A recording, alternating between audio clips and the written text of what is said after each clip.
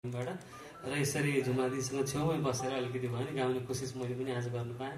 यो सौभाग्य जुराइदिनु हुने सम्पूर्णलाई र दिदीलाई पनि धेरै धेरै माया। ल हामी थोरै गाउँछौँ, काफलेलाई धेरैभन्दा धेरै हजुरहरू सबैले मन पराइदिनुहुन्छ भन्ने हामीले एकदमै आशा गरेका छौँ। र कसैलाई नाच्न मन लाग्यो भने जुरुक्क उठेर नाचिहाल्नु है, कसैले सोध्नु पर्दैन।